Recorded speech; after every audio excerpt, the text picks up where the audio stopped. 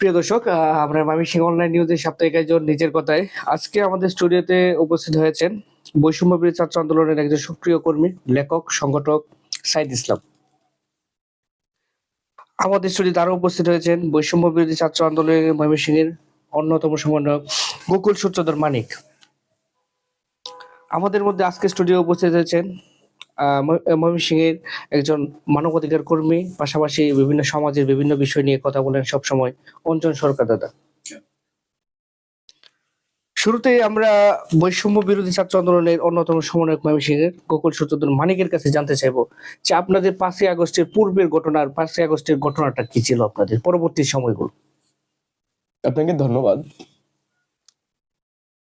আপনারা যারা সংবাদ কর্মীরা যারা রয়েছেন এবং এই শহরের যারা মানুষ রয়েছেন, আপনারা জানেন যে আমরা জুলাইয়ের 5 তারিখ থেকে আমরা ময়মনসিংহে আন্দোলনটুকু শুরু করেছিলাম।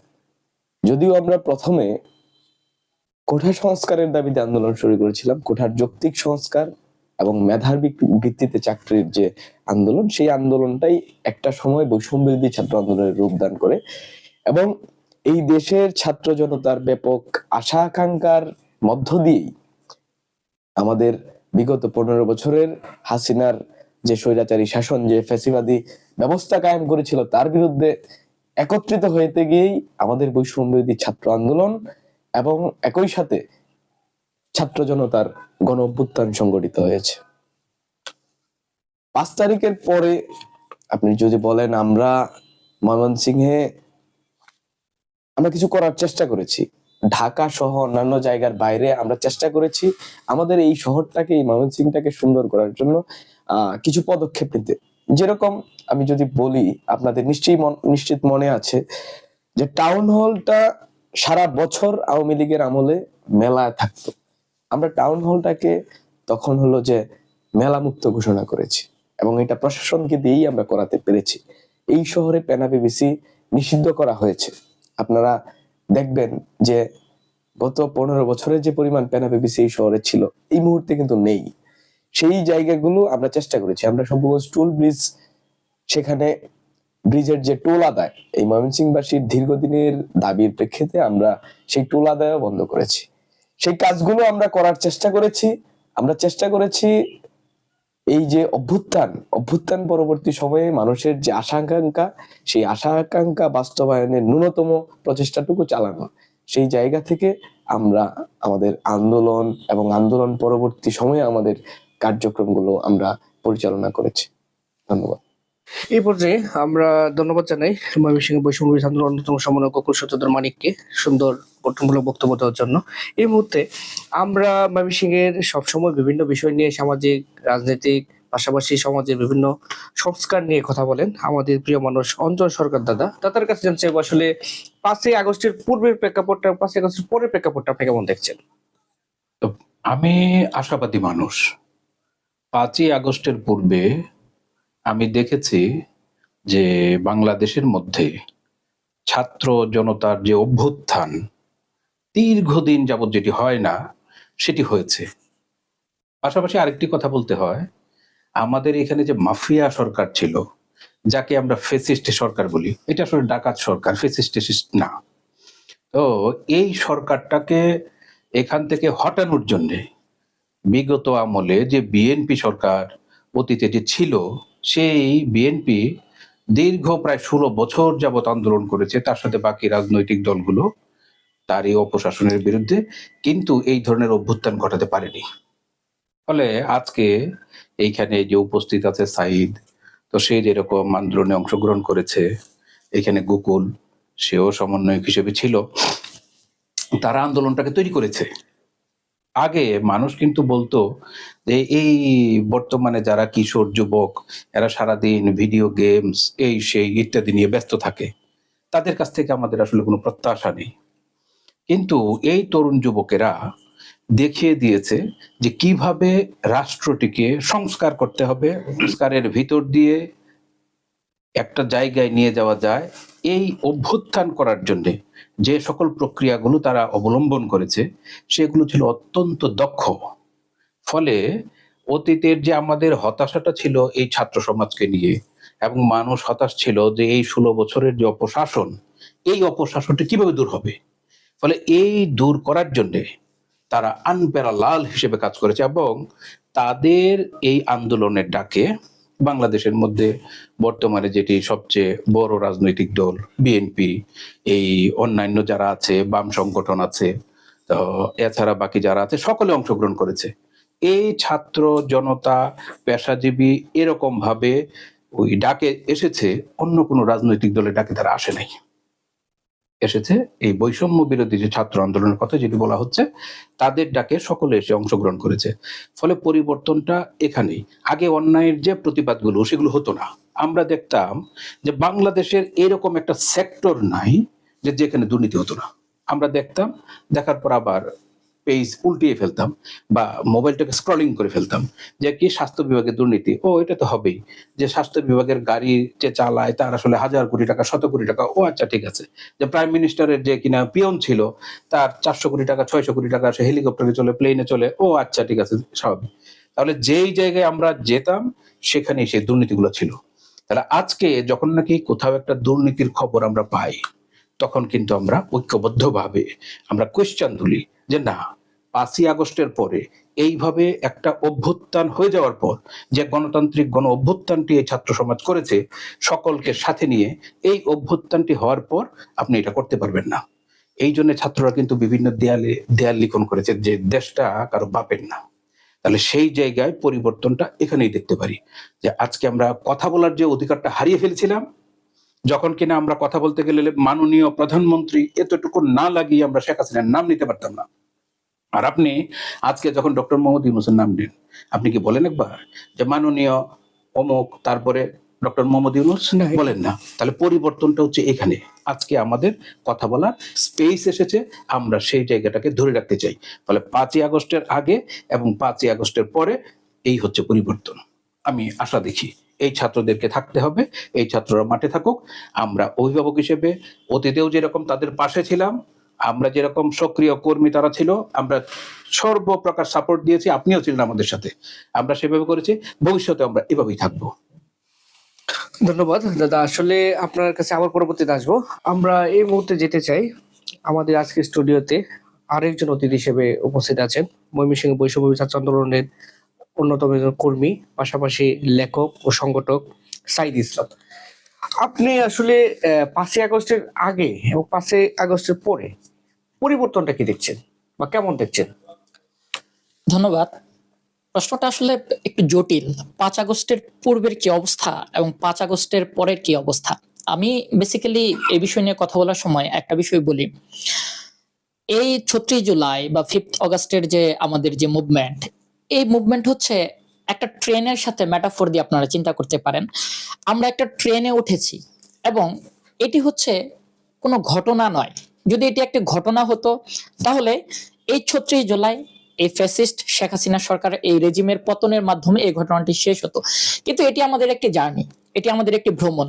এই ভ্রমণের ট্রেন এমন জায়গায় গিয়ে শেষ হবে যেখানে আপনার প্রাতিষ্ঠানিক কাঠামোতে যে দুর্নীতিগুলো রয়েছে, যেখানে আপনার ফ্যাসিস্টদের প্রত্যেকটি মানুষ প্রত্যেকটি প্রতিষ্ঠান দখল করে জনমানুষের বা গণবান্ধব প্রতিষ্ঠান হওয়ার বিপক্ষে যে তাদের অবস্থান, এই অবস্থান যখন আমরা পরিবর্তন করতে পারবো তখন বেসিক্যালি আমরা বলতে পারবো যে আসলে দৃশ্যমান কোনো পরিবর্তন হয়েছে। তাহলে প্রশ্ন আসে, আসলে কি কোনো পরিবর্তন হয়নি?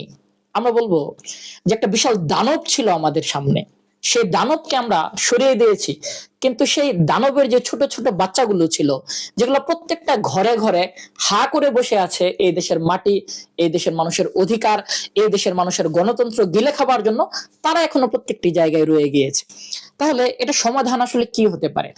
এটা সমাধান হতে পারে আমাদের নির্দিষ্ট কিছু পয়েন্টে ঐক্যবদ্ধ হওয়া।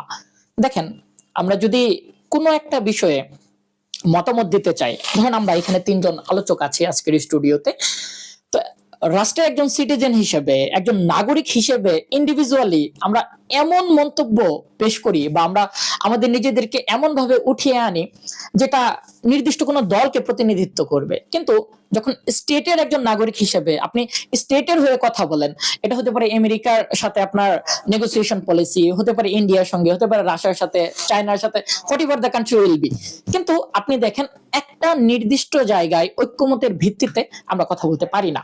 তো 5th অগাস্টের ফলাফল বা পরিবর্তন যদি আপনি পেতে চান, তাহলে আপনার একদম পিছনে চলে যাইতে হবে 1971 সালের পরবর্তীতে রাষ্ট্রের নাগরিক হিসেবে আমরা কি একটা পয়েন্টে এসে সেটার ফলাফল আমরা পেয়েছিলাম?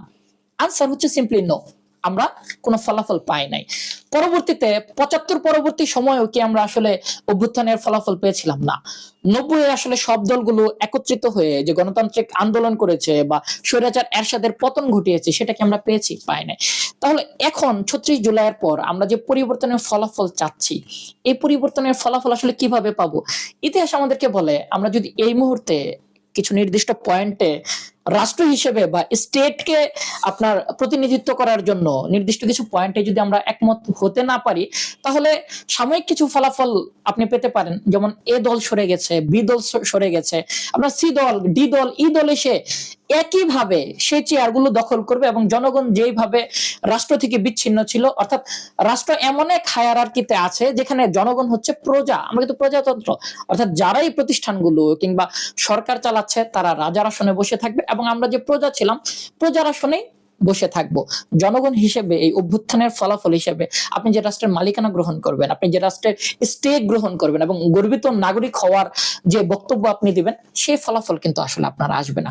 তো আমি মনে করি 5 আগস্টের পূর্বে এবং পরে মৌলিক পার্থক্য হচ্ছে আমরা একটা ঘটনা ঘটিয়েছি, কিন্তু মূলত আমরা যে গন্তব্যে যেতে চাই সেই গন্তব্যের ট্রেনে আমরা উঠেছি, এখনো ট্রেন তার স্টেশনে কিংবা তার লক্ষ্যে এখনো পৌঁছায়নি।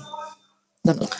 যে আরেকটি বিষয় জানতে চাইবো আপনার কাছ থেকে, আসলে সর্বোপরি যে 5ই আগস্টে আপনারা যারা আন্দোলনে বা যারা আন্দোলনে সমর্থন দিয়েছে, সাধারণ জনতা, পাশাপাশি রিক্সা শ্রমিক সংগঠন, সব পেশাজীবী সব সংগঠন, এই যে আন্দোলনের যে একটা ফসল বা এটার জন্য যে আন্দোলনে গিয়েছিল, তারা এখন অনেকটা হতাশার মধ্যে, যে আসলে আন্দোলন হওয়ার পরে বা একটা নতুন বাংলাদেশ আসার পরে এই জায়গাটা কি বলবেন আপনি?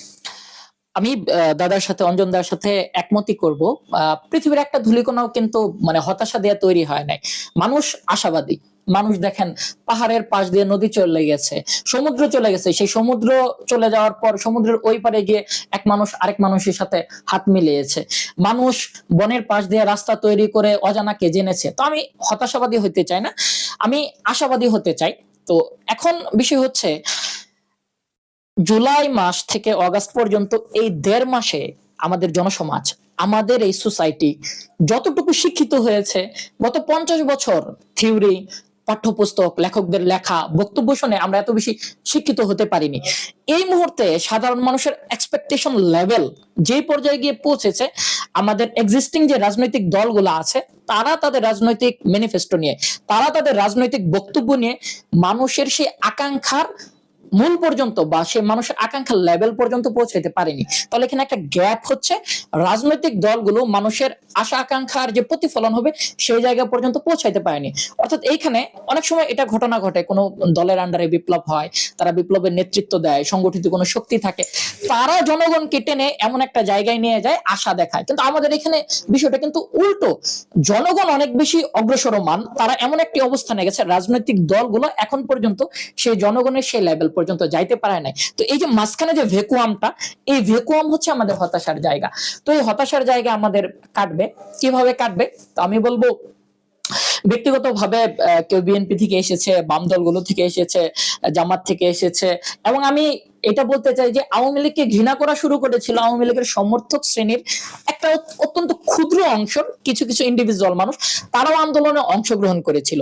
তো এই যে একটা ইউনিটি হয়েছিল এবং এই ইউনিটিটা কিন্তু নেতৃত্ব দিয়েছে ছাত্ররা। এর পূর্ববর্তী হিস্ট্রি যদি আপনি দেখেন, বাংলাদেশে অনেকগুলা মানে মাস মার্ডারিং, ম্যাসাকার হয়েছে।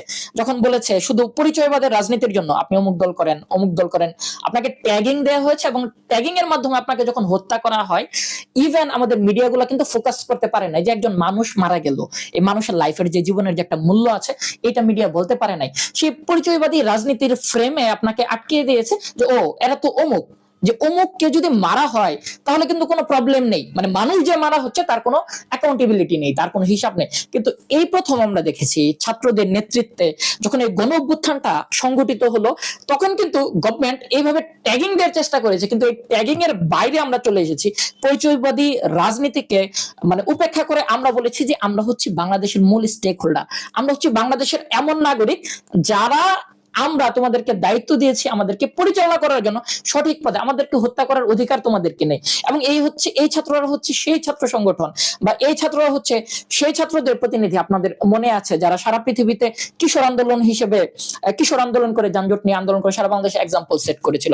এবং 2018-তে আমিও মাস্টার্সের শেষ বর্ষের ছাত্র ছিলাম।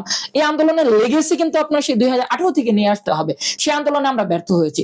সেই আন্দোলনে যখন ব্যর্থ হয়েছি সেখান থেকে আমাদের একটা শিক্ষা ছিল, 2024-এ এসে এটা ঠেকেছে। এবং আমি মনে করব 2016 সালে যত দল, দলীয় ভাবে যত মানুষ বিচ্ছিন্ন ভাবে যারা নিপীড়িত হয়েছে, যারা নির্যাতিত হয়েছে, পৃথক পৃথক যে ক্লাস্টার গুলা ছিল, সবার আশা আকাঙ্ক্ষার পরিপ্রেক্ষিতে একটা বিন্দুতে এসে মিলিত হয়েছে। এবং সেই বিন্দুর নাম হচ্ছে মুক্তি। মানুষ মূলত মুক্তি চেয়েছিল একটি স্বৈর শাসক, ফ্যাসিবাদ এবং এই দানব থেকে। সেই দানব থেকে যখন আমরা মুক্তি পেয়েছি, মানুষের আকাঙ্ক্ষা অবশ্যই এমন পর্যায়ে চলে গিয়েছে যখন আমাদের রাজনৈতিক দলগুলো এই আশা আকাঙ্ক্ষা বাস্তবায়ন যদি এই মুহূর্তে করতে পারে, তাহলে এই অভ্যুত্থানের ফসল আমরা ঘরে পাবো। আমি এই শব্দটাকে হতাশাবাদ বা নৈরাশ্য না, আমি বলবো যে অনেক লিবারেল একটা আশা, অনেক উচ্চাকাঙ্ক্ষী একটা আশা, এবং একটা প্রস্তুত জনসমাজের জনগণ যারা নিজের দেশকে আরো অনেক বেশি উচ্চতায় দেখতে চায়, সেই আশাবাদের প্রতিধ্বনি এটা হতাশাবাদ নয়। আমি মনে করবো যে নতুন স্বপ্নকে নিজের হাতের মুঠোয় পাওয়ার একটা আশাবাদ। ধন্যবাদ। পরবর্তীতে আপনার কাছে আসবো। আমরা দ্বিতীয়বারের মধ্যে আপনার কাছে আসতে চাই। ময়মনসিংহের বৈষম্য বিরোধী ছাত্র আন্দোলনের অন্যতম সমন্বয়ক ছিলেন আপনি কুলসুলতান মানিক। আমরা দেখেছি বিভিন্ন সময় 5ই আগস্ট আগে সময়গুলোতে আপনি বিভিন্ন হুমকি দামকি বা বিভিন্ন কিছু পেশ করেছেন, অনেক সময় পলায় গেছেন, যেটা আমরা লক্ষ্য করেছি। বা আন্দোলনের সবসময় আপনাদের নেতৃত্বে যারা ছিল, বা প্রত্যেকটা শিক্ষার্থী কিন্তু কার নেতৃত্বে ছিল তখন দেখে নাই, আন্দোলনের একটা মুভমেন্টের উপর ডিপেন্ড করেছে, আর সেই ডিপেন্ডটাকে আপনার নেতৃত্ব দিয়েছে তখনকার সময়। কিন্তু পরবর্তীতে এই আন্দোলনে যারা ছিল এবং অনেকেই পরবর্তীতে এসেছে, তাদের মধ্য থেকে বা আন্দোলনে ছিল এরকম কিছু ছাত্র প্রতিনিধির পক্ষ থেকে কিছুদিন আগে ময়মনসিংহের সবচেয়ে আলোচিত বা সমালোচিত যে বিষয়টা, সামাজিক যোগাযোগ মাধ্যমে একটা ভিডিও ভাইরাল হয়েছে, যে ভিডিওটি আসলে ডিআইজি অফিসের ভিতরে প্রবেশ বা স্লোগানের মাধ্যমে বা ডিআইজির সাথে কথা বলার যে একটা অঙ্গভঙ্গি যে বিষয়গুলো ছিল, এই বিষয়টা একটা পক্ষ দাবি করছে যে বৈষম্য ছাত্র আন্দোলনে যারা ছিল তারা করেছে, আর আরেকটি পক্ষ দাবি করছে যে আসলে তারা বৈষম্য ছাত্র আন্দোলনের কেউ না। মূল বিষয়টা কি, আপনার কি বক্তব্য? ধন্যবাদ। আপনার প্রশ্নটার উত্তর দেওয়ার আগে একটা ছোট্ট প্রতিবাদ করে নিতে চাই। আপনার এইখানে এই অনুষ্ঠানে বিএনপির নাম নেওয়া হলো, জামাতের নাম নেওয়া হলো, এবং একই সাথে বাম দলগুলো বলা হলো। বাম দলগুলোরও নাম আছে, যেমন কমিউনিস্ট পার্টি, অথবা ছাত্র সংগঠন হিসাবে যদি বলেন ছাত্র ইউনিয়ন, সেইটা মনে হয় সেই নামটা নিলে কোনো অসুবিধা হবে না। দ্বিতীয়ত, আপনার প্রশ্নের উত্তরটা যদি আমি দিতে চাই, একটু বড় করে বলতে হবে। আমরা এই ময়মনসিংহে আন্দোলনটা শুরু করেছিলাম 10-12 জন। একেবারে জুলাইয়ের 15 তারিখ পর্যন্ত আমরা খুব অল্প মানুষে আন্দোলন করেছি। এরপরে আন্দোলনের একটা ফ্লো সৃষ্টি হয়েছে, প্রচুর মানুষ এসে যুক্ত হয়েছে। আন্দোলনের একেবারে শেষের দিকে বিএনপি অফিসিয়ালি ঘোষণা দিয়ে আন্দোলনে যুক্ত হয়েছে। সেই জায়গায় আন্দোলনের ভূমিকার কথা যদি আমরা বলি, আমি ময়মনসিংহের কথা বলি, সারা বাংলাদেশের কথা বলার প্রয়োজনীয়তা নেই। সেই জায়গায় ছাত্র ইউনিয়ন সহ অন্যান্য ছাত্র সংগঠনগুলো এই আন্দোলনটাকে অগ্রসর করেছে, সামনে নিয়ে গিয়েছে। আমরা যারা ছিলাম ছাত্র আন্দোলনের, যদি সমন্বয়কের কথা বলেন, আমরা সমন্বয়কের দায়িত্ব পালন করেছিলাম। প্রতিটা ছাত্র সংগঠনই আমাদের নেতৃত্বটাকে মেনেই অগ্রসর হয়েছে। সেই জায়গায় এই শহরে আমার ধারণা প্রায় 2 লাখের মতো মানুষ আন্দোলনে অংশগ্রহণ করেছে। কেউ একদিন এসেছে, কেউ 10 দিন এসেছে, বা কেউ 2 দিন এসেছে, কেউ 1 ঘন্টার জন্য এসেছে। কিন্তু অন্তত পক্ষে 2 লাখ মানুষ এই শহরে আন্দোলনে অংশগ্রহণ করেছে। এরপরে সাম্প্রতিক সময়ে আমরা যখন ডিআইজি অফিসের ভিডিওটা দেখলাম, যে 6 মিনিট বা 6.5 মিনিটের একটা ভিডিও, 7 মিনিটের একটা ভিডিও সামাজিক যোগাযোগ মাধ্যমে প্রচারিত হলো, এবং সেটা নিয়ে নানা মহলের একটা তোলপাড় সৃষ্টি হলো। সেই ভিডিওটা দেখার পরে আমি ব্যক্তিগতভাবে খুবই মর্মাহত হয়েছি। আমরা এই শহরে পুলিশকে সহযোগিতা করে এই অভ্যুত্থানের পরে কিভাবে পুলিশকে আমরা রাস্তায় নামিয়েছি এই শহরের মানুষ, পুলিশ প্রশাসন সবাই জানে। এবং আন্দোলনের সময় থেকে এখন পর্যন্ত পুলিশের সাথে অভ্যুত্থানকারী ছাত্রদের একটা সম্পর্ক বিদ্যমান, যে সম্পর্কটা হলো সহযোগিতার সম্পর্ক, যে সম্পর্ক এই দেশটাকে অগ্রসর করে নিয়ে যাওয়ার সম্পর্ক, কোনোভাবেই তুষামদির সম্পর্ক না। এবং আমি যখন প্রতিবাদও করেছি তখন আমার প্রতিবাদের ভাষা দিয়েই প্রতিবাদটুকু করেছি। এইখানে আমাদের প্রথম যেটা কোট করার বিষয়, আমরা কিন্তু মেধার আন্দোলনটা করেছি, যে মেধার ভিত্তিতে আমরা চাকরি চাই। যেই প্রথম যে বললাম শুরুটা, আমরা কোটা সংস্কারের দাবিতে যে আন্দোলন করেছি, মেধার ভিত্তিতে চাকরি চাই। সেই জায়গায় মেধার ভিত্তিতে আমি যদি চাকরি চায়া থাকি তাহলে আমি অবশ্যই মেধাবী। আমি যদি মেধাবী হয়ে থাকি তাহলে অবশ্যই আমি পাঠ্যপুস্তকের যে পড়াশোনা তার বাইরে সামাজিক শিষ্টাচার, পারিবারিক আচার, নিয়ম কানুন, একই সাথে আমি যে অঞ্চলে বসবাস করি সেই অঞ্চলের রিচুয়াল, রীতি, সেইগুলাকে ধারণ করাটাই প্রকৃত মেধাবীর চিত্র বলে আমি মনে করি। সেই জায়গায় ডিআইজি অফিসে যে হট্টগোলটা হয়েছে, আমি দেখি এইভাবে ডিআইজি শুধু একটা ব্যক্তি না, ডিআইজি এই বিভাগের জন্য একটা চেয়ার, ডিআইজি এই বিভাগের জন্য একটা প্রতিষ্ঠান, যার নেতৃত্বে এই বিভাগের আইন শৃঙ্খলা পরিচালিত হয়। সেই জায়গায় ডিআইজি কে যখন আমরা এরকম একটা পরিস্থিতিতে ফেলবো, ডিআইজি যখন এরকম একটা পরিস্থিতিতে পড়বে, কার্যত তখন যে পুলিশের যে সংগঠন বাংলাদেশ পুলিশ, তারা সেখানে ডিমোটিভেট হবে। আমরা যে এত কষ্ট করে 5 আগস্টের পরে পুলিশকে মাঠে নামানোর জন্য বারবার চেষ্টা করেছি, তাদেরকে মাঠে নামানোর চেষ্টা করে, এবং পুলিশ এবং জনগণের মধ্যকার যে দূরত্বটুকু ছিল সেই দূরত্বটুকু আমরা ঘোচানোর চেষ্টা করছি। এই ধরনের ঘটনাগুলো পুলিশ এবং জনগণের দূরত্বকে আরো বাড়িয়ে দিবে।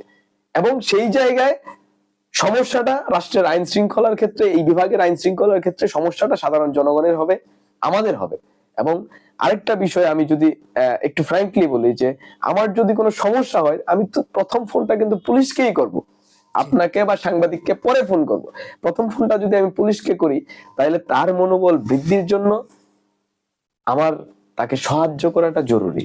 আমরা বলে থাকি যে মোহাম্মদ ইউনূস, ডক্টর মোহাম্মদ ইউনূস বা প্রফেসর ইউনূস, দাদা যেভাবে বললেন যে ইউনূসকে এখন আর এইভাবে মাননীয় মহামান্য বলার রিচুয়ালটুকু আর নাই, এবং এইটা দিয়ে কেউ কিছু মনে করে না। সেই জায়গায় আমরা যখন বলি যে প্রফেসর ইউনূস আমাদের মানুষ, সেই জায়গায় প্রফেসর ইউনূস সরকারকে সহযোগিতা করার দায়িত্বটুকু আমাদের। আমরা এই জায়গাটুকুতে মনে করি যে এই ধরনের আচরণ মেধাবীদের আচরণ হতে পারে না। এ ধরনের আচরণ আমাদের যে জুলাই অভ্যুত্থান, সেই জুলাই অভ্যুত্থানের স্পিরিটের সাথে সম্পূর্ণ সাংঘর্ষিক। বরং আমরা এই ধরনের আচরণের বিরুদ্ধেই আমাদের সংগ্রামটুকু পরিচালনা করেছি। যে আচরণ ছাত্রলীগ করত, যে আচরণ যুবলীগ করত, অথবা অন্যান্য রাজনৈতিক দল ক্ষমতায় থাকার সময় ক্ষমতাসীন ছাত্র সংগঠনগুলো যে আচরণ করত, সেই আচরণের বিরুদ্ধেই আমাদের সংগ্রামটা ছিল। সেই জায়গা থেকে আমরা এই আচরণের অবশ্যই নিন্দা জানাই। ধন্যবাদ। কিন্তু আরেকটা বিষয় হচ্ছে, আসলে যাদেরকে ভিডিওতে দেখা গিয়েছে তারা কি আপনাদের সংগঠনের কেউ কিনা, বা বৈষম্য ছাত্র আন্দোলন সংগঠনের সক্রিয় কর্মী কিনা বা সমন্বয়ক কিনা? আমরা এই ময়মনসিংহে যখন আন্দোলন করেছি, আমরা 9 জন সমন্বয়কের দায়িত্ব পালন করেছি। এখানের যে ভিডিওটা রয়েছে আপনারা সবাই দেখেছেন, যে এই ভিডিওতে আমাদের যে 9 জন সমন্বয়কের দায়িত্ব আন্দোলনের সময় পালন করেছিলাম, আমাদের মধ্য থেকে কেউ এখানে উপস্থিত নেই। এবং আমি আপনাকে একটু আগেই বলেছিলাম যে আমরা এই শহরে অন্তত পক্ষে 2 থেকে 2.5 লাখ বা 3 লাখ মানুষ এই শহরে মুভমেন্ট করেছি, আন্দোলন করেছি। সেই জায়গা থেকে মোটামুটি প্রায় সকলেই এই আন্দোলনে অংশগ্রহণ করেছে। সেই জায়গায় আপনি কাউকে একেবারে এক কথায় খারিজ করতে পারবেন না, আবার এক কথায় তাকে আপনি সার্টিফিকেটও দিয়ে দিতে পারবেন না। সেই জায়গা থেকে কেউ হয়তো 2 দিন আন্দোলন করেছে, কেউ 4 দিন আন্দোলন করেছে, কেউ 10 দিন আন্দোলন করেছে, কিন্তু নেতৃত্বের জায়গাটুকুতে এদের কেউই ছিল না। এবং আরেকটা বিষয় আমি আপনাদের কাছে স্পষ্ট করতে চাই, জুলাই অভ্যুত্থানকালীন সময়ে এই শহরের মানুষজন আমাদের উপর ভরসা রেখেছিল, আমাদের নেতৃত্ব মেনেছিল। আমরা প্রোগ্রামের ঘোষণা দিলে এলাকার মাইকে পর্যন্ত ঘোষণা দিয়ে বলা হতো যে এই প্রোগ্রাম বৈষম্য বিরোধীদের আপনারা অংশগ্রহণ করুন। অভ্যুত্থান পরবর্তী সময়ে আমরা কিন্তু এই দায়িত্বটুকুতে নেই। আমরা এই মুহূর্তে রাষ্ট্র না, আমরা রাষ্ট্রের গার্ডিয়ান না। আমরা প্রথমেই বলেছিলাম অভ্যুত্থানের পরে 6 তারিখ প্রেসের সামনে বলেছিলাম যে আমরা রাষ্ট্রের গার্ডিয়ান না, আমরা গার্ড হইতে চাই। পুলিশের যদি সমস্যা হয়ে থাকে, সাধারণ মানুষের যদি কোনো একটা প্রয়োজন থাকে, আমাকে যদি জানায়, আমার যদি সাধ্য থাকে, আমি তার সমস্যার সমাধানের জন্য চেষ্টা করতে পারি। কিন্তু আমি কোনোভাবেই বিচারকের ভূমিকায় যেতে পারি না। যেরকম কে কি কাজ করলো, কোন প্রতিষ্ঠান কি করলো, তার বিচার করার দায়িত্ব নিশ্চিতভাবেই আমার না, এইটার দায়িত্ব রাষ্ট্রের। কোন সরকারি কর্মচারী, কোন অফিসার যদি কোনো প্রকার অনিয়ম দুর্নীতির সাথে যুক্ত থাকে, আমার উচিত, এবং আমি যেটা মনে করি যথাযথ কর্তৃপক্ষের মাধ্যমে সেই আবেদন অথবা আমার যে প্রতিবাদ, আমার যে দ্রোহ, সেটা প্রকাশ করা উচিত। নিশ্চিতভাবেই আমাকে এখানে কেউ জাজ হওয়ার দায়িত্ব দেয় নাই। ঠিক একইভাবে এই শহরের কোথায় কি ঘটবে কি না ঘটবে, এই ময়মনসিংহ জেলায় কি হবে না হবে, সেইটার যে নীতি নির্ধারণ, আমি মনে করি সেইটার নীতি নির্ধারণের দায়িত্ব অভ্যুত্থানকারী ছাত্রদের মধ্য থেকে সমন্বয়কদের তো দেই নাই, কাউকেই দেয় নাই। সেই নীতি নির্ধারণের জায়গাটা প্রচলিত যে সিস্টেম, সেই প্রচলিত সিস্টেমের মতো করেই অগ্রসর হবে বলে আমি মনে করি। ধন্যবাদ। কিন্তু আরেকটি বিষয় জানতে চাই যে আপনার কাছ থেকে আসলে এর মধ্যে আসলে কিছু কিছু ফেসবুকে দেখা যায় বা বিভিন্ন গ্রুপে দেখা যায় যে কমেন্ট আসে যে ছাত্রদের মাধ্যমে বিভিন্ন তকদির সুপারিশ বা অনৈতিক সুবিধা নেওয়ার, এই বিষয়টি আপনি কি মনে করেন? আমরা অভ্যুত্থানের পরে প্রথম বিভিন্ন বাহিনীর সাথে মিটিং করেছি। পুলিশ প্রশাসন, অ্যাডমিনিস্ট্রেশন, র্যাব, আর্মি, সবাইকে নিয়ে আমরা মিটিং করেছি। আপনাদের নিশ্চিতভাবেই মনে আছে। সেই মিটিং এ আমরা একটা কথা প্রথম বলেছিলাম যে আমরা আন্দোলনটা আওয়ামী রেজিমের বিরুদ্ধে করেছি, যে রেজিম 16 বছর এই দেশটাকে একেবারে খুলে খেয়েছে। সেই জায়গায় আমাদের ছাত্র আন্দোলন কর্মীদের নাম করে যদি কেউ কোনো প্রকার অনৈতিক সুবিধা নিতে চায়, এইটার জন্য সাধারণ মানুষের শাস্তি যতটুকু থাকবে, এই রেফারেন্স দেওয়ার সাথে সাথে তার শাস্তি যাতে দ্বিগুণ করা হয়, আমরা প্রশাসনের প্রতি সেই আহ্বান জানিয়েছিলাম। এবং একই সাথে এই ধরনের ঘটনা সত্যিকার অর্থেই দুঃখজনক, এবং আমাদের যে অভ্যুত্থানের স্পিরিট, এই অভ্যুত্থানের স্পিরিটের বিপরীতমুখী। আমরা এটাকে কখনোই, আমরা না, শুধু বাংলাদেশের কোন নাগরিক অভ্যুত্থানে যে একদিন অংশগ্রহণ করেছে সেও কোনোভাবে এটাকে সমর্থন করবে না, আমরাও সমর্থন করি না। ধন্যবাদ। আমরা পরবর্তীতে আপনার কাছে আবার আসবো। সিটি হোম সার্ভিস এবং ব্রাদার্স কর্পোরেশন যে বিষয় জন্য আজকে আমাদের টকশো। আর এই মুহূর্তে আমরা যেতে চাই আমাদের ময়মনসিংহের মানবাধিকার কর্মী, পাশাপাশি বিভিন্ন সমাজের বিভিন্ন বিষয়ে কথা বলেন সব আমাদের প্রিয় মানুষ অঞ্জন সরকার দাদার কাছে। দাদা, আমরা শুরুতে আরেকটি বিষয়, আমরা অনেকটা বিষয় আমরা ডিপলি আমাদেরকে বিস্তারিত বলেছেন, কিন্তু এখন যে বিষয়টা ময়মনসিংহে সবচেয়ে বেশি আলোচিত বা সমালোচিত যে বিষয়টা, ডিএজি অফিসের ছাত্র পরিচয়, সমন্বয়ক পরিচয় বা কর্মী পরিচয়ে যারা প্রবেশ করেছে বা স্লোগান দিয়ে ডিএজির সাথে যে ব্যবহারটা করেছে, এটা নিয়ে একটা আলোচনা সমালোচনা সমাজে মানে পুরা নগরবাসী বা প্লাস ফেসবুক, এটার ব্যাপারে আপনি কি বলবেন? ধন্যবাদ। তো যখন কিনা এই জুলাই অভ্যুত্থানটা হয়ে গেল, তার ঠিক 1 মাস পরেই ময়মনসিংহে একটা প্রোগ্রাম হয় প্রেস ক্লাব মিলনায়তনে। ওইটার মধ্যে উপস্থাপক হিসেবে বা সঞ্চালক হিসেবে সাইদ উপস্থিত ছিল। তো সেইখানে সকল রাজনৈতিক, সামাজিক সংগঠনের মানুষ, কবি, সাহিত্যিক সকলে এসেছিল। তো ওই যে সবার শেষে ওই সমাধান কিন্তু একটাই, রাজনৈতিক, এবং সেই রাজনৈতিক দলের ভিতরেই। তাহলে সেইখানে কিন্তু এই বিএনপির লোকজনও ছিল, তারাও যথেষ্ট কিন্তু উৎফুল্লিত ভাবেই তাদের কথাবার্তা বলছিল। কিন্তু তৎকালীন সময়ে যে পরিবেশ পরিস্থিতির সৃষ্টি হচ্ছিল এই 1 মাসের মধ্যেও, যে অনেক জায়গায় দখল বেদখলের মধ্যে যেখান থেকে আওয়ামী লীগ বিতাড়িত হয়েছিল সেখানে বিএনপি উপস্থিত হয়ে গিয়েছে। তো তাদেরকে কেউ আসতে বলেনি, তারা অটোমেটিক্যালি সেখানে যে হাজির হয়েছে। ফলে আমি বলেছিলাম যে বিএনপির আজকে যারা উপস্থিত আছেন, আবার আন্দোলনে যারা অংশগ্রহণ করেছিলেন, তো তাদেরকে এই বৈধতা দেয়া হয় নাই যে আপনারা এখন লুটপাট করবেন। সেখানে আপনারা যথেষ্ট অংশগ্রহণ করেছেন, তার মানে এই না যে এখন লুটপাট করবেন। তেমনি সময়ের প্রয়োজন, এটি একটা গুরুত্বপূর্ণ বিষয়। সময়ের প্রয়োজনে এই ছাত্র জনতা, পেশাজীবী সকলেই যেরকম আন্দোলনে অংশগ্রহণ করেছে, ছাত্র সমন্বয়ক থাকুক আর সমর্থক থাকুক, কারো অধিকার নেই একটা অফিসে যে যিনি অফিসিয়াল প্রধান, বিভাগীয় প্রধান, তার যে ডেকোরিয়াম, সেই ডেকোরিয়ামকে মেনটেন না করে যদি তার সাথে আপনি একটা অসৌজন্যমূলক আচরণ করেন, তাহলে যেই হোক তার বিরুদ্ধে ব্যবস্থা নিতে হবে, সেটা সাংগঠনিক এবং ফৌজদারি এবং দেওয়ানি আইনে। তাহলে বিষয়টা কি দাঁড়ায়? যখন আপনি বিভাগীয় রেঞ্জ ডিআইজি অফিসে যাবেন, যদি আপনার কোনো প্রকার কোনো বিষয়ে অব্লিগেশন থাকে, তাহলে আইনগত বিষয়টা বা রাজনৈতিক বা সামাজিক সংগঠনের বিষয়টা কি সেটাও শিখতে হবে। তাহলে আমাদের এই মেসেজগুলো হচ্ছে ভবিষ্যতে যারা সামাজিক কর্মকাণ্ড করবে বা যারা সামাজিক কর্মকাণ্ড বা রাজনৈতিক কর্মকাণ্ড পরিচালনা করছেন তাদের জন্য। তো তাদের তো নির্দিষ্ট আইডিওলজি আছেই, কিন্তু সে আইডিওলজি থাকা সত্ত্বেও আমাদেরকে এই কথা বলতে হচ্ছে। এই যেহেতু ডিআইজি অফিসে এই ঘটনাটি ঘটে গেল, তারা কিন্তু কোনো স্মারকলিপি দেন নাই, তাহলে তাদের যা অভিযোগ সেটা কিন্তু লিখিত আকারে দেন নাই। তাহলে যিনি ওই সম্মানিত ডিআইজি সাহেব, তাহলে তিনি দেখেন হচ্ছে প্রশাসন, তাহলে উনি প্রশাসনিক কর্মকর্তা, উনি কিন্তু থানার মামলা দেখেন না। যদি এইখানে ওই আইনগত যে বিষয়, কোর্টে যে মামলা হয়েছে সাগর হত্যাকাণ্ড, তো এই সাগর হত্যাকাণ্ডের বিষয়ে তারা জিজ্ঞাসাবাদ করতে গিয়েছে। যদি আপনারা ফেসবুকে দেখেন বা ইউটিউব আমাদের যে চ্যানেলটি সেটি যদি আপনারা দেখেন, তাহলে দেখবেন যে ৩রা আগস্ট এই ময়মনসিংহে একটি দ্রোহ যাত্রা অনুষ্ঠিত হয়। জি। এই দ্রোহ যাত্রাটি এই টাউন হল শহীদ মিনারে যে শেষ হয়, তাহলে সেইখানে সেই ভিডিও বক্তব্যের ভিতর দিয়েও সাগর হত্যাকাণ্ডের যেরকম আমরা প্রতিবাদ জানিয়েছি, এবং আপনি যদি রেকর্ড দেখেন তাহলে দেখবেন যে তখন পর্যন্ত পত্র পত্রিকায় আসে নাই যে সাগর হত্যাকাণ্ডের বিচার চায় বা করতে হবে, এই বিষয়ে কোনো কথা আসে নাই। কিন্তু আমি আমার সেই ভিডিও বক্তব্যে বিচার দাবি করেছি এবং বলেছি তদন্তের জন্য লাশ তুলতে হবে কবর থেকে। জি। তাহলে সেই ম্যাজিস্ট্রেটের আন্ডারে তুলতে হবে, এবং তার গায়ে যে গুলি আছে সেই গুলি সাধারণ মানুষের, সামরিক বাহিনীর না বেসামরিক লোকজনের, সেটাও পরীক্ষা করতে হবে, করে তারপর সেটার বিচার চাইতে হবে। হ্যাঁ।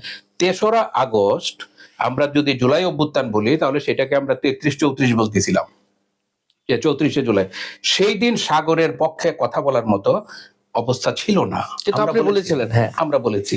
তাহলে আজকে এই সাগরের পক্ষে কথা বলাটা খুবই সহজ, কোনো সমস্যা নাই।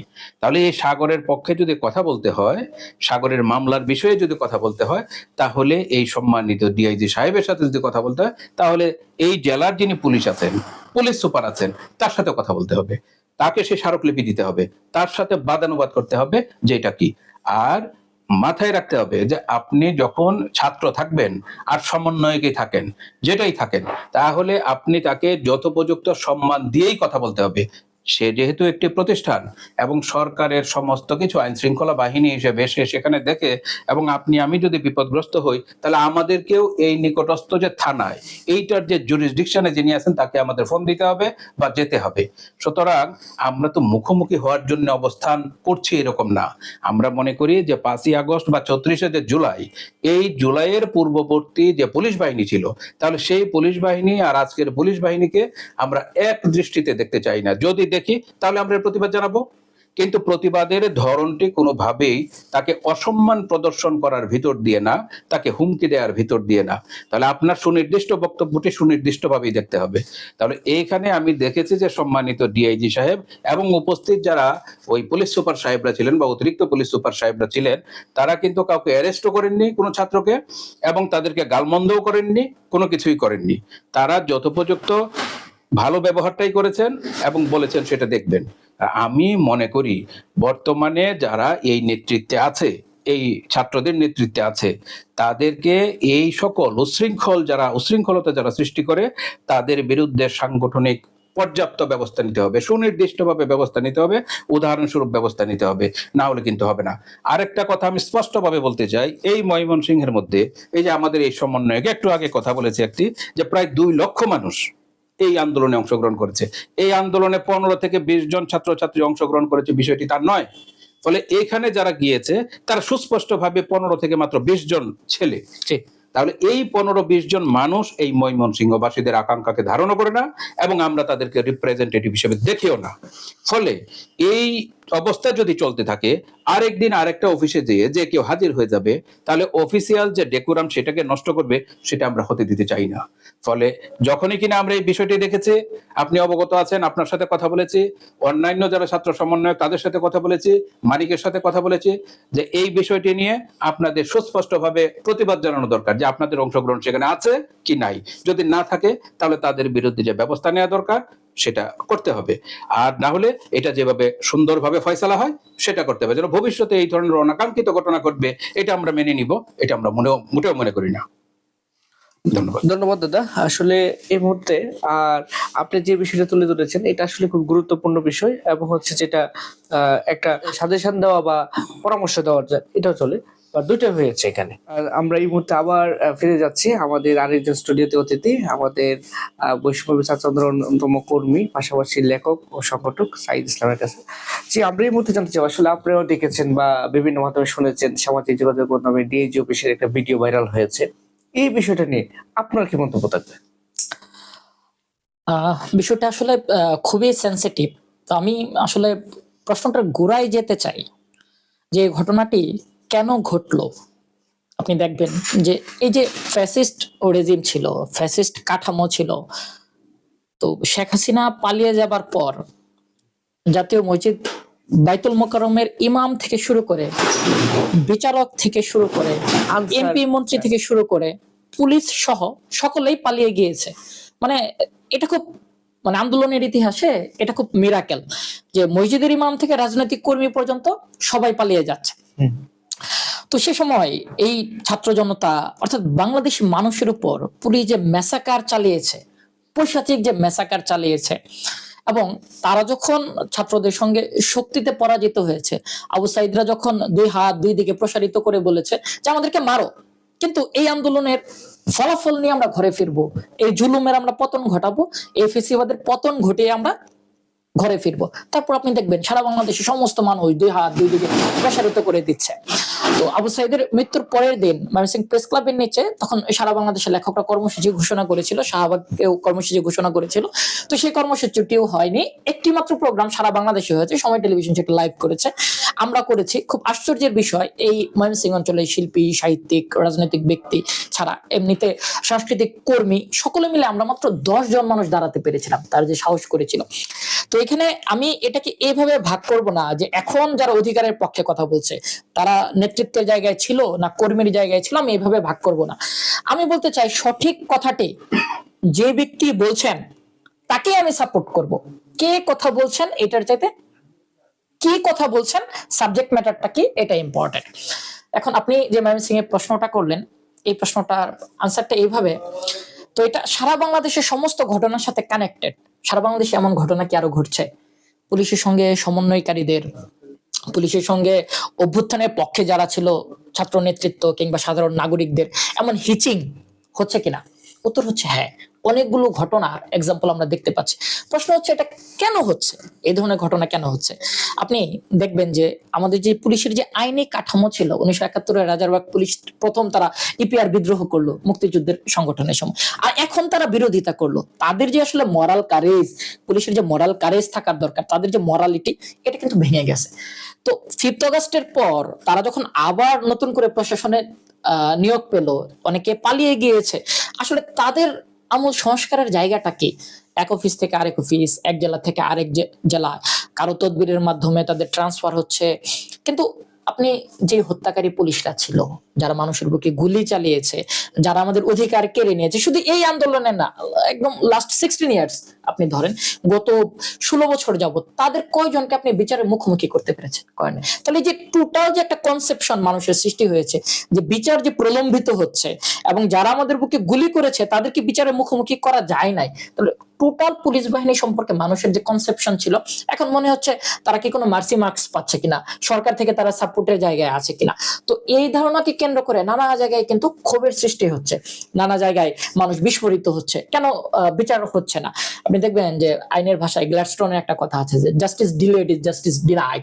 তো এখানে জাস্টিস যারা হত্যাকারী তাদেরও যেমন জাস্টিসটা ডিলে হচ্ছে, পুলিশ যারা হত্যাকারী তাদেরও জাস্টিসটা ডিলে হচ্ছে। এখন আপনি ময়মনসিংহের যে ঘটনাটার উদাহরণ দিলেন, তো আমি বলবো কিছু ছাত্র বা কিছু সমন্বয়ক পরিচয়ধারী কিংবা কিছু আন্দোলনের কর্মী, তাদের কি কারণে ডিআইজি অফিসে যাইতে হয় এই মানে বিচার চাওয়ার জন্য?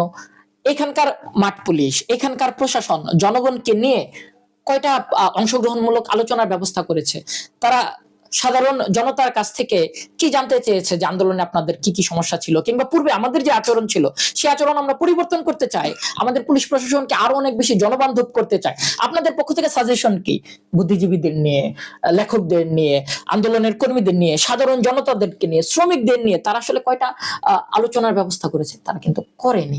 এখনো প্রশাসনে যদি আপনাকে গিয়ে সার করতে হয়, এখন আপনার এবং তাদের মাঝে যদি দূরত্বটা এমন থাকে, হায়ারার্কিয়াল পজিশন যদি এমন হয়, তারা হচ্ছে প্রশাসন, তারা হচ্ছে শাসক, শব্দটা হচ্ছে শাসক, তারা আমাদেরকে শাসন করবে, আমরা মেনে নেব, তাহলে তো আপনি এই আগস্টের আন্দোলনের বিপ্লবের ফলাফল আপনি পাচ্ছেন না। তা আপনার এখন যাইতে হচ্ছে তাদের কাছে, তারা কিন্তু মাঠ প্রশাসন আপনার কাছে আসতেছে না, আপনার সঙ্গে কথা বলছে না, এবং আপনার ম্যানিফেস্টো কি ছিল, আপনার এখন এই মুহূর্তে আপনি কি চান, সেগুলো তারা বুঝতেছে না। তো মূল হচ্ছে পুলিশি আইনে এবং সচিবিক পর্যায়ে যে ঝামেলা, সেই ঝামেলাটার বিস্ফোরণ সারা বাংলাদেশে অনেক আপনি দেখবেন। তো ময়মনসিংহ এর এই ঘটনা যেমন ঘটেছে, সারা বাংলাদেশে এমন ঘটনা আরো বিচ্ছিন্নভাবে ঘটেছে এবং ঘটবে। আর যারা গিয়েছেন তাদের প্রতি আমার সাজেশন থাকবে, দেখেন, মানে একটা ভালো গাড়ি আপনি যদি ড্রাইভ করতে না পারেন, কিংবা চালক যদি ভালো না হয়, তাহলে সেই গাড়িটা অ্যাক্সিডেন্ট হওয়ার সম্ভাবনা প্রবল। আপনার কথা, আপনার যে ইস্যু ছিল, সেটা যদি আপনি খুব সুন্দরভাবে উত্থাপন কিংবা উপস্থাপন না করতে পারেন, শুধু আপনার উপস্থাপনার ভঙ্গির জন্যই আপনি গিলটি হয়ে যাইতে পারেন। আর এখন তো আসলে সোশ্যাল মিডিয়া আসার পর সাংবাদিকতার যে ধরন, ক্লিকবেট জার্নালিজম, এই যে ময়মনসিংহে একটা কনফিউশন সৃষ্টি হয়েছে। যারা এটা নিয়ে সংবাদ করবে, যারা এটা নিয়ে কথা বলবে, অনেক পরিমাণে এটা রিচ হবে, অনেক বেশি মানুষের কাছে চলে যাবে। কিন্তু এই ঘটনার পিছনের কি ঘটনা, কি কারণে ছাত্ররা ওইখানে গেল, তাদের দাবি কি ছিল? তারা কি বলেছে যে হত্যাকারীদেরকে কেন এখনো ধরা হচ্ছে না? ময়মনসিংহের টোটাল আইন শৃঙ্খলা পরিস্থিতির যে অবনতি, সেই অবনতির কেন উন্নতি হচ্ছে না? কিংবা ট্রাফিক পুলিশকে কেন বলতেছে না যে এখন সব ধরনের রিক্সা চলতেছে এখানে, আগে যে ট্রাফিক ব্যবস্থা ছিল তার চেয়ে অনেক খারাপ অবস্থা এখন, ব্রিজের ওই পাশে কেন কি পরিমাণ চাঁদাবাজি হচ্ছে? তাদের যে ইস্যুগুলো ছিল, সেই ইস্যুগুলো নিয়ে আলোচনা করার সুযোগ নাই, সেই ইস্যুটা আসলে উঠেই আসে নাই। কিন্তু তারা যে অ্যাপ্রোচ করেছে প্রশাসনের সঙ্গে, আমি বলবো আমার সহ আলোচক আগেই বলেছেন যে ছাত্রলীগের পূর্বে যে আচরণ ছিল, সেই আচরণ আমরা এখনকার সময়ে যারা আন্দোলনের নেতৃত্ব দিয়েছে, কিংবা আন্দোলন কর্মী, কিংবা সাধারণ মানুষের কাছ থেকে আমরা সেই অ্যাপ্রোচ আশা করি না। তো একটা ভাষা তৈরি হওয়া উচিত, যে ভাষায় প্রশাসন সাধারণ মানুষের সঙ্গে কথা বলবে, এবং সাধারণ মানুষ যে ভাষায় কথা বললে প্রশাসনের কাছ থেকে তাদের ন্যায্য অধিকারটা বুঝে পাবে। তো এই যে দুইটা স্তরের যে পার্থক্য, মাঝখানে যে ভ্যাকুয়াম, এই ভ্যাকুয়াম যদি আপনি দূর করতে না পারেন, তাহলে পৃথকভাবে বিচ্ছিন্নভাবে ঘটনাগুলো ঘটবে, কিন্তু মানুষ আন্দোলনের ফসল ঘরে তুলতে পারবে না। তা আমি বলবো টোটাল এই ব্রিটিশ আইনের আওতায় পুলিশ যে নিয়ন্ত্রিত হচ্ছে, পুলিশি আইন, এই আইন কাঠামোরও পরিবর্তন করতে হবে, এবং অনেক বেশি সাধারণ মানুষকে প্রশাসনের সঙ্গে জনসম্পৃক্ত করতে হবে, এবং পুলিশকে এটা বুঝতে হবে আমরা হচ্ছে জনগণের শাসক নয়, আমরা হচ্ছে জনগণের সেবক। এবং মানুষকেও বুঝতে হবে, মানে they are not my enemy, they are our friends. তো পুলিশের সঙ্গে মানুষের এই বন্ধুত্ব সুলভ সম্পর্ক যতক্ষণ পর্যন্ত স্থাপন না হবে, আপনি এই ধরনের ঘটনা দেখবেন। এবং ময়মনসিংহ আমি বাইনারি অপোজিট করতে চাচ্ছি না যে ডিআইজি কার্যালয়ের তারা সঠিক ছিল কিংবা ছাত্ররা সঠিক ছিল, আমি এই ঘটনাটাকে বিচ্ছিন্নভাবে দেখতে চাই না। আমি সারা দেশের ঘটনার পর্যবেক্ষণে আমি এইটাই বলতে চাই যে আমাদের এই জনতা এবং প্রশাসনের মাঝখানের যে দূরত্ব, আপনি যদি এই বাংলাদেশকে একটা আদর্শ জায়গায় দেখতে চান, তাহলে সেই দূরত্ব কমিয়ে আনতে হবে, এবং আপনার গোড়ায় হাত দিতে হবে, যেখানে কোনো ছাত্রেরও ওইখানে গিয়ে ভুল অ্যাপ্রোচ না করতে হয়, এবং প্রশাসনও মানুষের কাছে এসে তাদের দাবি বাস্তবায়ন না করে সেই অফিসে একটা এসি চেয়ারে বসে থাকবে, ছাত্রদেরকে হাতড়িয়ে হাতড়িয়ে সেই জায়গায় গিয়ে তাদের ইস্যু উত্থাপন করতে হবে, এমন সিচুয়েশন যেন না থাকে। আমি বিষয়টাকে এইভাবেই দেখি। ধন্যবাদ। কিন্তু এখন বিষয়টা আসলে বৈষম্যবিরোধী ছাত্র আন্দোলনে যে জনতার যে একটা স্লোগান ছিল বা জনতার যে একটা সমর্থন ছিল, এই সমর্থনটা কিভাবে ধরে রাখা যায় পরবর্তীতে, আপনি কি মনে করছেন? এটা ইন্টারেস্টিং কোশ্চেন। দেখেন, মুক্তিযুদ্ধ যারা করেছে, কারা মুক্তিযুদ্ধ করেছে? মুক্তিযুদ্ধ করেছে হচ্ছে সাধারণ জনতা, যারা অন্তজ শ্রেণী আপনি বলতে পারেন, যাদের নাম বই পুস্তকে নাই, যাদের ইতিহাস আমাদের কাছে নাই, কিন্তু বীরত্তম, বীর প্রতীক, কিংবা আপনি আসলে আপনি যে সংজ্ঞায়ন করেছেন, কিংবা আপনি যে উপহারগুলো দিয়েছেন, কিংবা যে আমি বলবো যে পুরস্কৃত গুলো করেছেন সাধারণ মানুষ বাদ গিয়েছে, প্রশাসনের লোকজন, সামরিক বাহিনীর লোকজন সেই পুরস্কারকেই ভূষিত হয়েছে। তো তারপর মুক্তিযুদ্ধের পরবর্তীতে দেখবেন অনেকগুলা ভাগ হয়ে গেছে, অনেকগুলা ভাগ, একটা না। আপনি বিপ্লবের হিস্ট্রি যদি পড়েন, বিপ্লবের ইতিহাস যদি পড়েন, বিপ্লবে কোন একটি ঘটনাকে, এটাকে আসলে মোমেন্টাম বলে, কোন একটা মোমেন্টামকে কেন্দ্র করে সমগ্র একটা জাতিসত্তার মানুষ একটা পয়েন্টে যখন এসে একমত হয়, তখন কিন্তু বিপ্লবটা ঘটে। কিন্তু বিপ্লবের পর প্রত্যেকে নিজস্ব স্কুল, প্রত্যেকে নিজস্ব রাজনৈতিক ঘর, প্রত্যেকে নিজস্ব ফিলোসফি নিয়ে পৃথক হয়ে যায়। কিন্তু আবার যখন জাতি ক্রান্তিকালে পরে নির্দিষ্ট পয়েন্টের উপর সব ঘরের মানুষ এসে ওই নির্দিষ্ট পয়েন্টে একমত হয় এবং দেশের জন্য তারা লড়ে। তো আমি এটাকে এইভাবেই দেখবো, সবাই সবার জায়গা থেকে কাজ করুক। ধরুন বিভিন্ন দলে ভাগ হয়ে গেল, উনি একটা পার্টি করেন, উনি একটা পার্টি করেন, উনি একটা পার্টি করেন। আমি কেন ভাববো না যে এই 4টা পার্টি হচ্ছে এমন একটা আন্দোলন করবে, এমন একটা বাংলাদেশকে সামনের দিকে নিয়ে যাবে যাদের মাঝে একটা হেলদি কম্পিটিশন হবে। এই 4টা দল যদি ভালো রাজনীতি করে বাংলাদেশকে এগিয়ে নিয়ে যেতে চায়, আমার প্রবলেমটা কোথায় ভাই? এমন তো না যে একটা দলের ভালো রাজনীতি করতে হবে কিংবা 2টা পার্টিরই ভালো পলিটিক্স করতে হবে। আমি চাই যারা পৃথক হয়েছে, বিচ্ছিন্ন হয়েছে, তারা সবাই ভালো রাজনীতি করুক, কিন্তু দেশের প্রশ্নে, সার্বভৌমত্বের প্রশ্নে, স্বাধীনতার প্রশ্নে, ফরেন পলিসির প্রশ্নে, স্বাস্থ্যের প্রশ্নে, শিক্ষার প্রশ্নে, মানবতার প্রশ্নে, মানবাধিকারের প্রশ্নে তাদেরকে অবশ্যই নির্দিষ্ট কিছু পয়েন্টের ভিত্তিতে ঐক্যমত হতে হবে। আমি মনে করি এগুলোই আশার দিক। এবং তরুণ প্রজন্ম, জেনজি যারা বলেন, বা এই প্রজন্মের যে ভাষা, এই প্রজন্মের যে কথা, এই প্রজন্মের যে আশাবাদ, তারা সকলকে এনে নির্দিষ্ট কিছু পয়েন্টের আলোকে একটা টেবিলে বসাতে চাচ্ছে। সেটা হচ্ছে আশা, স্ফুরণ, স্বপ্নের একটা জায়গা। সেই স্বপ্নের জায়গা যদি আমরা পাই, that would be the best policy for Bangladesh. ধন্যবাদ আপনাকে। আমাদের আজকের স্টুডিওতে উপস্থিত আছেন প্রিয় অতিথিরা। আমরা ময়মনসিংহ অনলাইন নিউজের নিজের কথায় ময়মনসিংহ সিটি হোম সার্ভিস আর জেপি ব্রাদার্স কর্পোরেশন, জেপি সৌজন্যে আমাদের আজকে টকশো। এই মুহূর্তে আবার যেতে চাই যে আমাদের বৈষম্যবিরোধী ছাত্র আন্দোলন, আমাদের ময়মনসিংহ অনলাইন নিউজের সাপ্তাহিক আয়োজন নিজের কথা, ময়মনসিংহ সিটি হোম সার্ভিস, পাশাপাশি আদার্স কর্পোরেশন যে সৌজন্যে আজকে টকশো।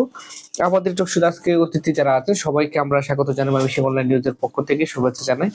সর্বোপরি এখন আবার আমরা যেতে চাই আজকে স্টুডিওতে আমাদের অতিথি ময়মনসিংহের অন্যতম সমন্বয়ক বৈষম্যবিরোধী ছাত্র আন্দোলনের গোকুল সত্যতা মানিকের কাছে, যে বিষয়টি জানতে চাই বা ময়মনসিংহ পাশাপাশি সারা বাংলাদেশের মানুষের একটা সমর্থন বা একটা ভালোবাসা যে বৈষম্যবিরোধী ছাত্র আন্দোলনের প্রতি, এই যে বৈষম্যবিরোধী ছাত্র আন্দোলনের সেই ভালোবাসার জায়গাটা বা এটা ধরে রাখাটা কিভাবে সম্ভব বা আপনি মনে করছেন, বা ধরে রাখাটা কতটুকু সফলতার দিকে যাবে আপনি মনে করছেন? আপনাকে আবারও ধন্যবাদ। আমরা বৈষম্যবিরোধী আন্দোলন নামক যে প্ল্যাটফর্মের আমরা সারা বাংলাদেশের সকল মত পথের মানুষ আমরা ফ্যাসিস্ট হাসিনার বিরুদ্ধে সংগ্রাম করেছি। আমি সেটাকে একটা আন্দোলনের প্ল্যাটফর্ম হিসাবে দেখি।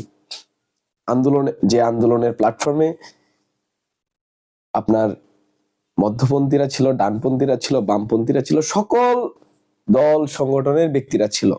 সেই আন্দোলনের প্ল্যাটফর্মটা যতদিন পর্যন্ত আন্দোলনের প্ল্যাটফর্ম ছিল ততদিন পর্যন্ত আমরা ইউনাইটেড ছিলাম।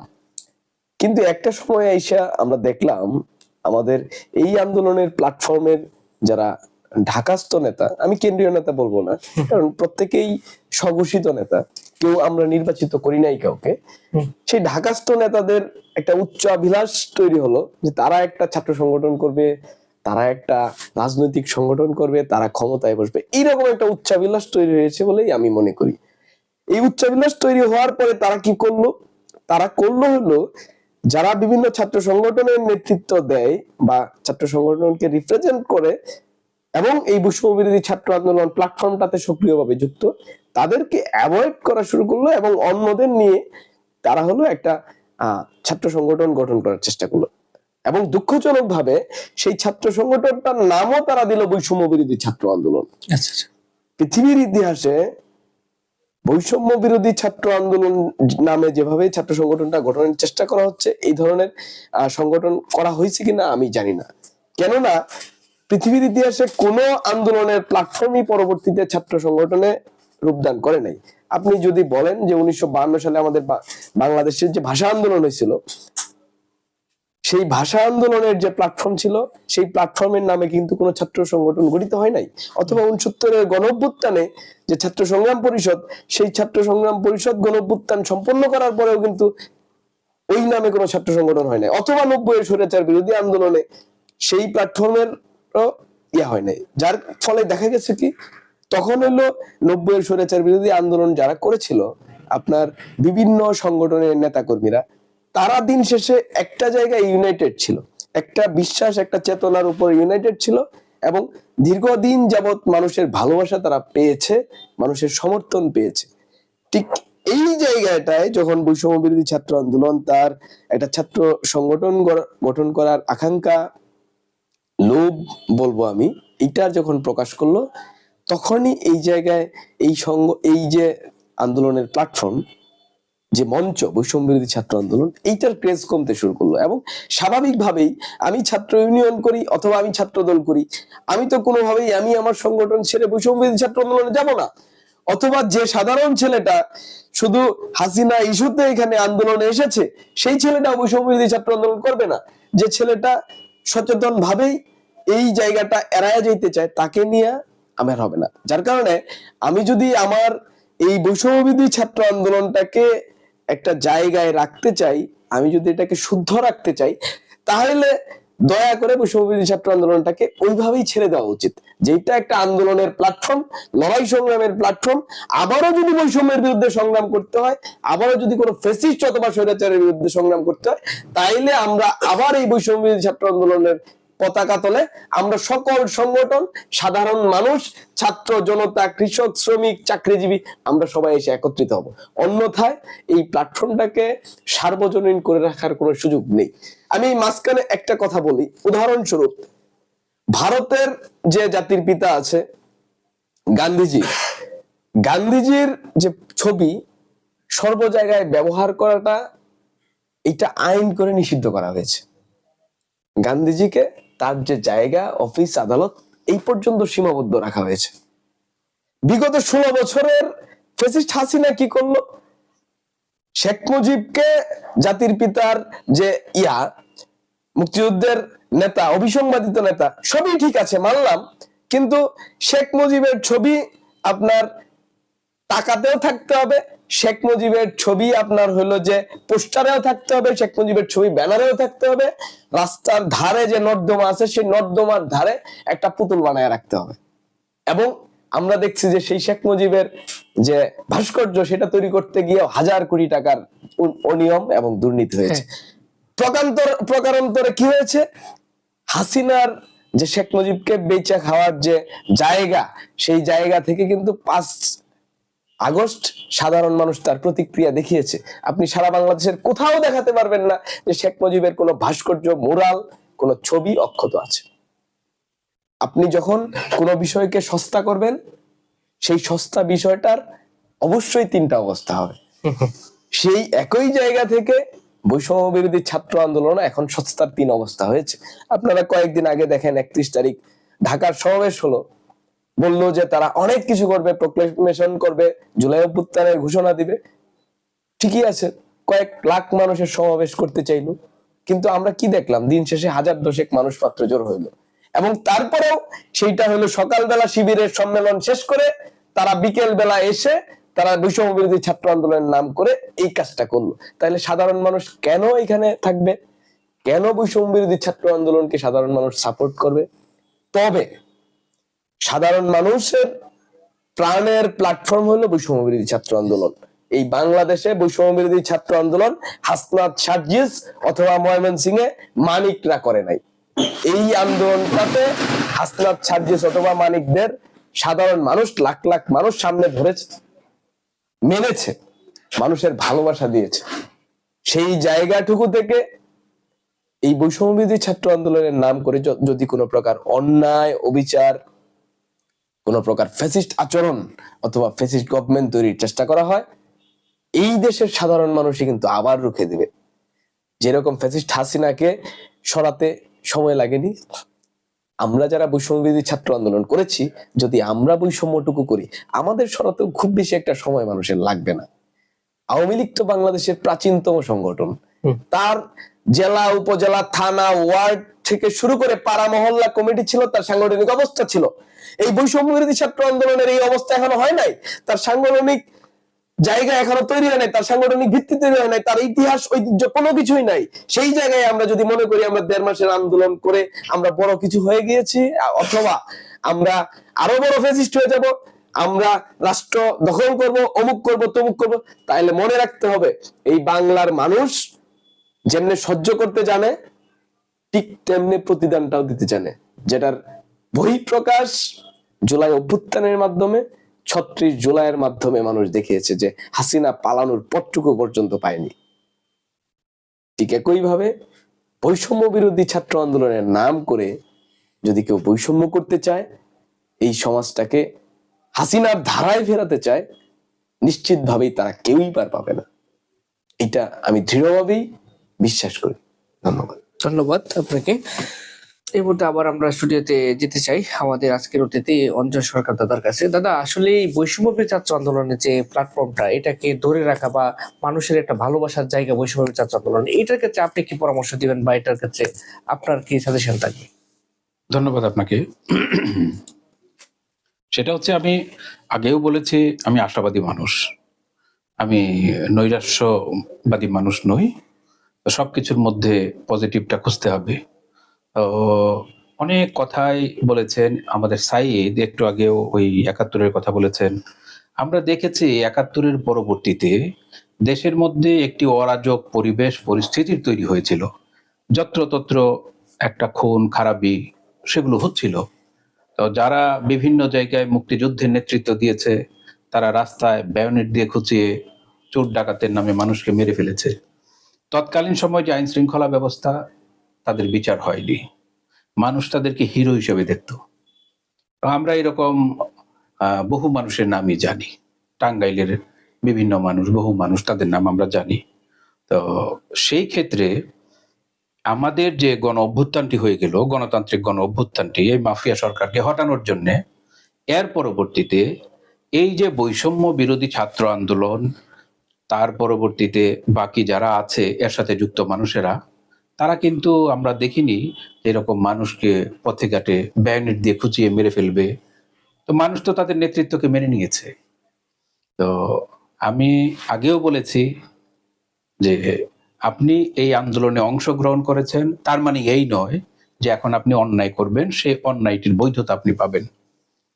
ওই হাসনাত সার্জিসরা, তারা যে কেন্দ্রীয় নেতৃত্বের কথা বলেছে, সারা বাংলাদেশের মানুষ তাদের নেতৃত্বকে মেনে নিয়েছে।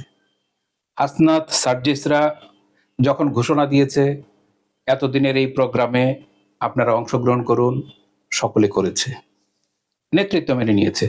সেখানে শুধুমাত্র ছাত্রছাত্রী না, আবাল বৃদ্ধ বনিতা পেশাজীবী যারা ছিল তারা প্রত্যেকেই, আমরাও গিয়েছি আমাদের সন্তানদের নিরাপত্তার জন্য। আমাদের সন্তানরা যখন এই আন্দোলনে অংশগ্রহণ করেছে, বিভিন্নভাবে তাদের উপর হামলা হচ্ছিল, তাহলে সেই হামলাকে প্রটেক্ট করার জন্য আমাদেরকেও পাশে থাকতে হয়েছে। কারণ আমার কাছে তো আমাদের যে পরিবারের সন্তানেরা, সন্ততিরা, তাদের তো একটা মূল্যায়ন আছে। আমাদের সন্তান সন্ততি বলতে শুধুমাত্র আমার ঘরের মধ্যে যে আছে সে না, আপনি আমার সহকর্মী, আপনি আমার বন্ধু, আপনি আমার সহযোদ্ধা, বয়স যাই হোক, তাহলে আপনাকে প্রটেক্ট করাও আমার একটা দায়ের মধ্যে পড়ে, দায়িত্বের মধ্যে পড়ে। তাহলে সেই দায়বদ্ধতা থেকে আমরা এগিয়ে গিয়েছি। ফলে আজকে যদি আমরা দেখি এই বৈষম্য বিরোধী ছাত্র আন্দোলন বা তাদের যে অর্গানাইজেশন, যেটাকে মানুষ যাদের নেতৃত্ব মেনে নিয়েছে, তাদের যদি ভুল ভ্রান্তি থাকে তাহলে আমাদেরকে বুদ্ধি দিতে হবে, পরামর্শ দিতে হবে। এই শক্তিটিকে, এই অন্যায়ের বিরুদ্ধে যে চেক এন্ড ব্যালেন্স, এই জায়গাটিকে টিকিয়ে রাখার জন্য এখন পর্যন্ত মানুষ তাদেরকে গ্রহণযোগ্যতার ভিতরে নিয়েছে। সুতরাং এদেরকে আমাদের টিকিয়ে রাখতে হবে এবং যেভাবেই হোক তাদেরকে বুদ্ধি পরামর্শ দিয়ে সঠিকভাবে কিভাবে চলা যায় সেই পদ্ধতিটি অবলম্বন আমাদেরকে করাতেই হবে। আমাদের সন্তানরাই এই বৈষম্য বিরোধী ছাত্র আন্দোলনের সাথে যুক্ত, আমাদের ভাইয়েরা, আমাদের বোনেরা, তারাই যুক্ত। ফলে তারা এই সমাজে যে মোরালিটির কথা অতীতে বলেছে, সেই মোরালিটিটি তাদের ভিতরে থাকুক, টিকে থাকুক, এটাই আমাদের প্রত্যাশা। আর যারা এখানটাকে, এই ব্যানারটাকে দিয়ে ভিন্ন খাতে প্রবাহিত করতে চাইবেন, নিজেরা সুবিধা নিতে চাইবেন, আমরা তাদেরকে ছাড় দিব না। তো মানিক আরেকটি কথা বলেছে, বর্তমানে যে গণতান্ত্রিক গণ অভ্যুত্থান পরবর্তীতে যে ডক্টর ইউনূসের সরকার, মানে উপদেষ্টা, এই উপদেষ্টা মণ্ডলী তারা যদি অন্যায় করেন তাহলে কি আমরা ছেড়ে কথা বলবো? তাহলে আমরা ছেড়ে কথা বলবো না। আজকে আমরা যখন কিনা ময়মনসিংহের একটি ঘটনা ঘটলো যে তারা বৈষম্য বিরোধী ছাত্র আন্দোলনের ব্যানারটাকে ব্যবহার করেছে, তারা বৈষম্য বিরোধী ছাত্র আন্দোলনের এখানকার ক্যান্ডিডেট বা ম্যান্ডেট প্রাপ্ত মানুষ, বিষয়টা এরকম নয়। তাহলে তারা যখন ব্যানারটা ব্যবহার করেছে, তাহলে আমরা যারা সচেতন মানুষ, আমরা যারা তাদেরকে ভালোবাসি, এই আন্দোলনের সাথে অতীতেও যুক্ত ছিলাম, এখনো আছি, আমরা কিন্তু সেই প্রতিবাদে বসে গিয়েছি। তাহলে আমরা সেখান থেকে পিছিয়ে নেই। সুতরাং এই আশার আলোটুকু আমাদের চোখের সামনে থাকুক এবং তাদের যে নীতি নৈতিকতা সেটি থাকুক, সেটাও আমাদের চাই। এটাই আমাদের প্রত্যাশা। ধন্যবাদ। ধন্যবাদ দাদাকে। আসলে আজকে ময়মনসিংহ অনলাইন নিউজের নিজের কথায় city home service brothers corporation যে সৌজন্যে আজকে আমাদের স্টুডিওতে উপস্থিত ছিলেন আমাদের প্রিয় মানুষ, মানবাধিকার কর্মী অঞ্জন সরকার দাদা। আমাদের স্টুডিওতে উপস্থিত ছিলেন বৈষম্য বিরোধী ছাত্র আন্দোলনের ময়মনসিংহের অন্যতম সমন্বয়ক গোকুল সত্যেন্দ্র মানিক। আমাদের স্টুডিওতে উপস্থিত ছিলেন বৈষম্য বিরোধী ছাত্র আন্দোলনের কর্মী এবং লেখক সংগঠক সাইদ ইসলাম। সবাইকে ধন্যবাদ জানাই। সকলকে বলতে চাই, ময়মনসিংহ অনলাইন নিউজের সাপ্তাহিক আয়োজনে ময়মনসিংহের পাশাপাশি দেশে যে কোনো বিষয় নিয়ে আমরা কথা বলতে চাই এবং সামাজিক, শিক্ষা, আইন, পাশাপাশি হচ্ছে সংস্কৃতি, আমরা সকল বিষয় নিয়ে আমরা কথা বলি। যাদের কথা বলার ইচ্ছা আছে আমাদের মেইল এবং পাশাপাশি আমাদের হোয়াটসঅ্যাপ নাম্বারে যোগাযোগ করবেন। ধন্যবাদ সবাই।